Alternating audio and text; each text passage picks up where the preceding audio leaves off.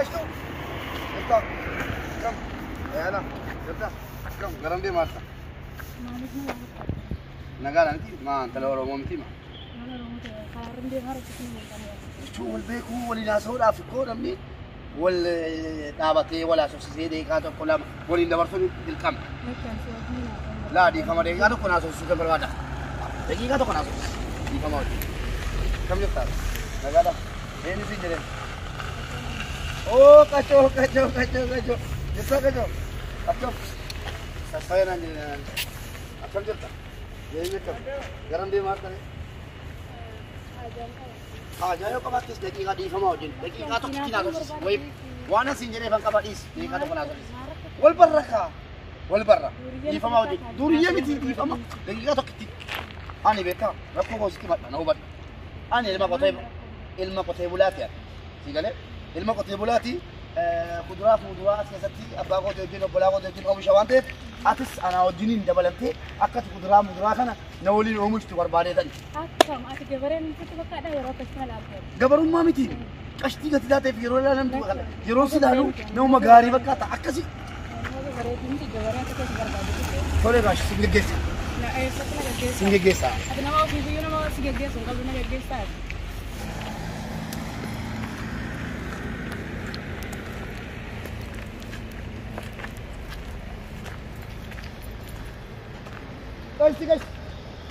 Kasti.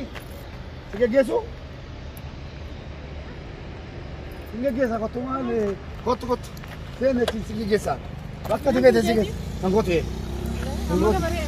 La gamare biti gangodi. Sen. Vai kasti. Sen. Kasti. Akan jutta. Nagalat. Jabata. Jirun jireni. Afian ke. وي كشتي والله باي مريض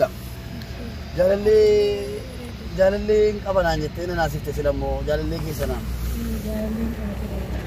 ترى لا واي جاللي نتنكاسنا ترى غير ما جاللي نتنكاسنا ما برباد واي مسار برباد والله ده نجيبته أدماني او چرا غدي سيسا اما جاللي كيسنا في ترى برباد nama kiki kana barbada nama kiki kana nama kiki barbacha ogame kan dama amma si argadhe baay'ee gammadeera utuu waliin taane akkam sitti tola baay'ee galatoomi atis baay'ee tolte amma akka goonu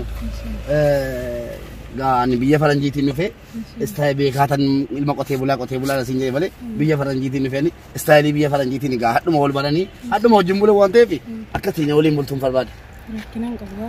Akkasi. I love you so much. Amma dhiifama wajjin akkasiin dhungattuun barbaada afaan koo keessa akkasiin dhungattuun barbaada.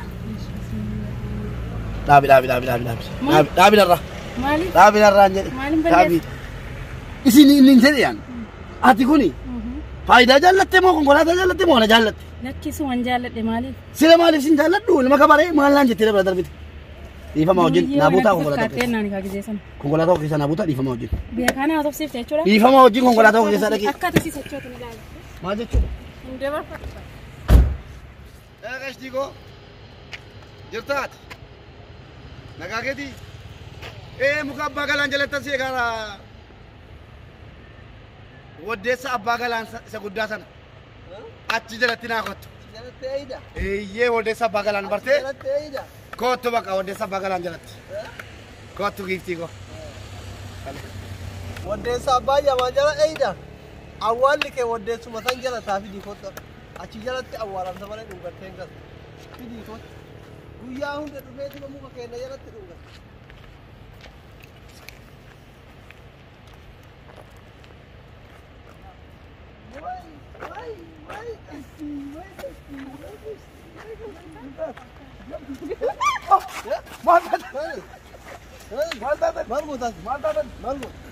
Masitti ati bakkeen itti ati fiddee guyyaa kaan gurraatti fidde guyyaa kaan diimtuu fidde guyyaa kaan magaala fidde ati asitti mana daldalaa goote. Maal isin nama guddaa miti maaltu isin jedhe? Namni guddaan kamaan eebbaa. Maal jechuudha? Maal gochuudha bakka kanatti kabajaa qabdu nama guddaati maal ati goote? Yaa booda saafu jaalala yeroo jira wanni tokko wanni isin galchu jiru. Kanaan dura settidha. Isin baruma baraan jechuudha. Waan akkasii hedduu ilmaan keessa guddifatti battanuuti. Jaalalli badhee gubbatti dubartii dhaabaniitiin akka jibicha ta'aa hodhaneetu. Hinaaffaa dhabu maa inni kana isin gubaaru isiniin. Hinaaffaan kamaale.